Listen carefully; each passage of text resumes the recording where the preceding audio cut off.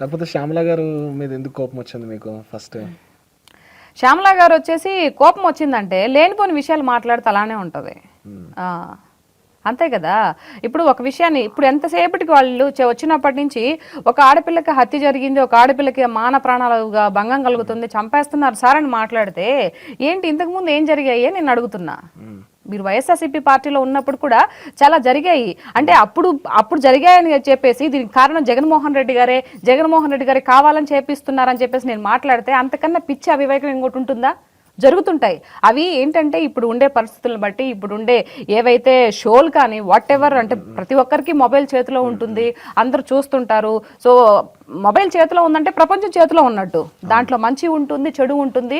ఒక 17 ఏళ్ల వయసు 18 వయసు ఉన్నవాడు అట్లాంటివన్నీ చూసినప్పుడు, అవి బ్యాడ్ వీడియోస్ కానీ ఏవైనా చూసినప్పుడు వాడికి ఆటోమేటిక్గా బ్రెయిన్ ఎలాంటి జరుగుతూ ఉంటాయి అనమాట. అలాంటి ఇదిలో ఏదైనా స్కూల్కి వెళ్ళేటప్పుడు లేకుంటే పక్క నెలల్లోనే ఏదో జరుగుతూ ఉంటాయి. సో దానికి ప్రభుత్వానికి ఏంటి లింకు? అలా పెట్టి మాట్లాడకూడదని నేను అంటా. అవునా కదా. ఇప్పుడు ఈ జగన్మోహన్ రెడ్డి గారు వైఎస్ఆర్సీపీ పార్టీ తీసుకుందాం. వైఎస్ఆర్సీపీ పార్టీలో ఉన్నప్పుడు పలానా జగన్మోహన్ రెడ్డి ఆయన ప్రజల సేవ చేయడమో లేకపోతే ఆయన బిజీలోనో రాష్ట్రం పరిపాలన చేయడంలోనో నిమగ్నం అయిపోయి ఉంటారు. ఎక్కడో ఒక అమ్మాయికి ఇది జరిగింది, తిరుపతిలోనో ఒక అమ్మాయికి మర్డర్ జరిగింది. ఆ మర్డర్ని బేస్ చేసుకొని నువ్వు పార్టీ నాయకుడిని ఎలా నిందిస్తావు? ఎవరైనా ఒకటే, నాకు వైఎస్ఆర్సీపీ అయినా ఒకటే, న్యాయంగానే మాట్లాడాలి. ఎలా నిందిస్తావు? అక్కడ నువ్వు ఎవరిని నిందించాలి?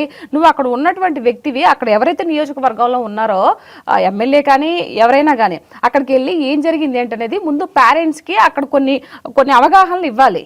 ఇలా ఉండండి, పిల్లల్ని గమనిస్తూ ఉండండి, ఇలా చూస్తుండండి, మీ పక్కన ఉండే వాళ్ళు ఎవరైనా ఇట్లా బ్యాడ్గా బిహేవ్ చేస్తున్నారా, అబ్బాయిలు ఎవరైనా స్కూల్కి పోయేటప్పుడు కాలేజీకి పోయేటప్పుడు అమ్మాయిలతో ఏమైనా ఇది చేస్తున్నారా, ఇంట్లో బిడ్డ అయితే ఆ బిడ్డని పర్సనల్గా కూర్చొని పెట్టుకొని ఏదన్నా మాట్లాడి ఏమ్మా నీతో ఎవరైనా మిస్బిహేవ్ చేస్తున్నారా, లేకపోతే ఏమైనా ఫోన్ కాల్స్ వస్తున్నాయి ఏంటి అనేది నీ ఇంట్లో బిడ్డని నువ్వు చూసుకొని మాట్లాడకపోతే ఇంకా ప్రభుత్వాలు ఎలా కాపాడతాయని నేనంట.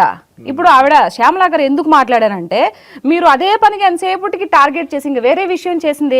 టీడీపీ ప్రభుత్వం, కూటమి ప్రభుత్వం వచ్చి 7 నెలలు అవుతుంది, ఎంత మంచి పనులు చేయలేదు. ఒక మంచి పని చెప్పాలంటే రోడ్ల గురించి మాట్లాడు. ఎన్ని దిక్కుల మొత్తం రాష్ట్రం మొత్తం ఇప్పుడు రోడ్లు పాల్పోసి పాలెత్తుకోవచ్చండి. నేను మొన్న చూశాను, వింజమూరు నుంచి మా ఆత్మకూరికి నియోజకవర్గం ఆత్మకూరులోకి రావాలంటే ఆ రోడ్లో ఎంతమంది యాక్సిడెంట్ అయ్యి ఎంతమంది ప్రాణాలు కోల్పోయారు నాకు మాత్రమే తెలుసు. పోవాలంటే అంత దుర్బలంగా ఉన్నటువంటి రోడ్డు ఈరోజు పాల్పోసి పాలెత్తుకునే స్థితికి వచ్చింది కదా. సో ఇలాంటి మాట్లాడు. అదే వాళ్ళు ఇంకోటి కూడా చెప్తున్నారు. ఇప్పుడు ఫర్ ఎగ్జాంపుల్ చూసుకుంటే మనం కొన్ని ఏరియాల్లో ఇంకా జరగలేని కూడా చెప్తున్నారు వాళ్ళు. మరి దానికి చెప్తున్నారు జరుగుతాయండి. ఇప్పుడు వచ్చి 7-8 నెలలు అవుతుంది కదా. 7-8 నెలలకే ఇంత అభివృద్ధి జరిగిందంటే రానున్న ఇంకా 5 ఏళ్లలో చూడండి. ఇప్పుడే ఎందుకు అంత ఆతుతగా మాట్లాడతారు? మీరు వచ్చినప్పుడు మీరు 5 ఏళ్లలో ఒక్క రోడ్డు కూడా మీరు సరిగ్గా వేయలేదు. ఎక్కడో కొన్ని వేసుంటారు. అన్ని మీ వల్ల కూడా సాధ్యం కాలేదు కదా. నేనేమంటానంటే ఈ పార్టీలు ఏవైతే ఉన్నాయో కక్షలు కార్పణ్యాలు మానేసి అందరు కలిసికట్టుగా పనిచేస్తే ప్రజలు అభివృద్ధి చెందుతారు, రాష్ట్రం కూడా అభివృద్ధి చెందుతుంది కదా. ఎందుకు ఇలాంటిది?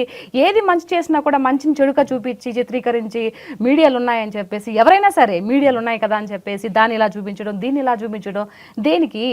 నేను అనేది ఈ రోజా గారు, శ్యామల గారు మీ యొక్క ప్రభుత్వం కూడా మీరు చేశారు కదా, మీరు ఎందుకు అప్పుడు ఆ విధంగా చేసి తను కూడా అదే కదా మాట్లాడేది. మీరంతా చూస్తూ ఉన్నారు. మంచి పనులు కాదు ఇదే. మీరు కూడా ప్రభుత్వంలో ఉన్నప్పుడు మీరు కూడా ఎంపీనో ఎమ్మెల్యే అయ్యింది కదా ఆవిడ, అయింది. మీరు కూడా అంతకు ముందు చాలా మంది పిల్లలకి ఆత్మహత్యలు, మానభంగాలు అన్ని జరిగాయి. దాన్ని మేము మీ తప్పు అనడం లేదు.